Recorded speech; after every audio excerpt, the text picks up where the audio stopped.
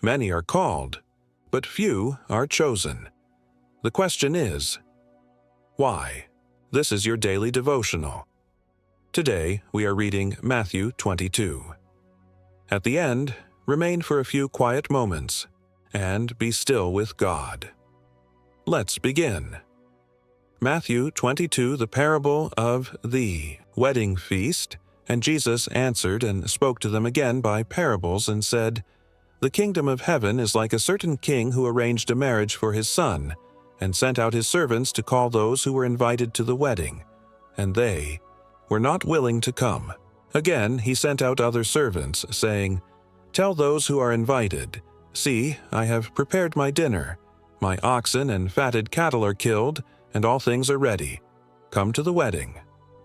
But they made light of it and went their ways, one to his own farm, another to his business. And the rest seized his servants, treated them spitefully, and killed them. But when the king heard about it, he was furious. And he sent out his armies, destroyed those murderers, and burned up their city.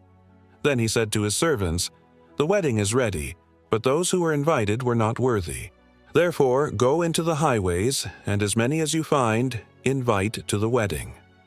So those servants went out into the highways and gathered together all whom they found, both bad and good, and the wedding hall was filled with guests.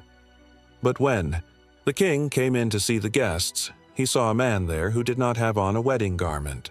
So he said to him, 'Friend, how did you come in here without a wedding garment?'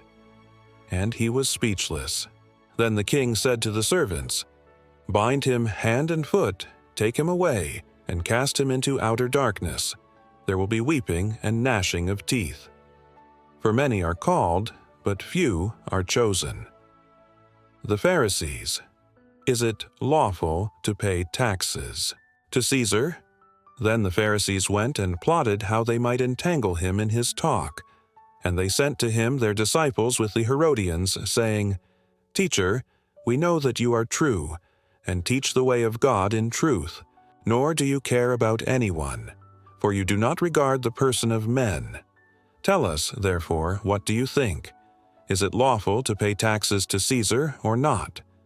But Jesus perceived their wickedness and said, "Why do you test me, you hypocrites?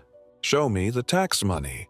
So they brought him a denarius, and he said to them, "Whose image and inscription is this?" They said to him, "Caesar's."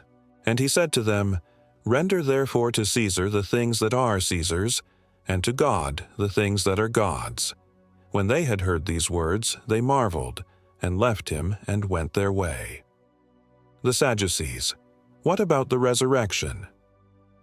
The same day the Sadducees, who say there is no resurrection, came to him and asked him, saying, "Teacher, Moses said that if a man dies, having no children, his brother shall marry his wife and raise up offspring for his brother.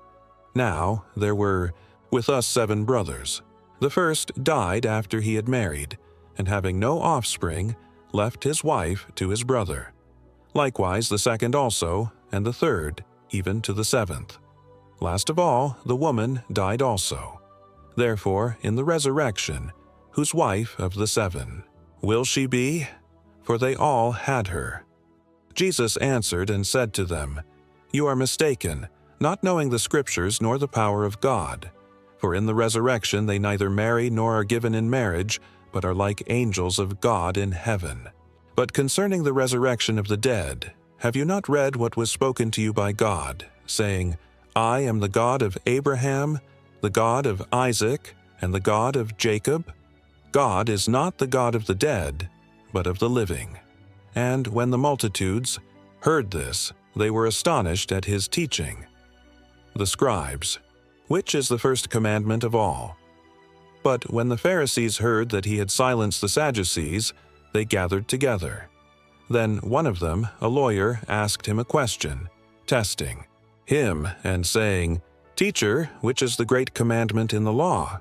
Jesus said to him, "You shall love the Lord your God with all your heart, with all your soul, and with all your mind. This is the first and great commandment, and the second is like it. You shall love your neighbor as yourself. On these 2 commandments hang all the law and the prophets. Jesus, how can David call his descendant Lord? While the Pharisees were gathered together, Jesus asked them, saying, "What do you think about the Christ? Whose son is he?" They said to him, "The son of David." He said to them, "How then does David in the Spirit call him Lord, saying, 'The Lord said to my Lord, Sit at my right hand, till I make your enemies your footstool'? If David then calls him Lord, how is he his son?" And no one was able to answer him a word, nor from that day on did anyone dare question him any more.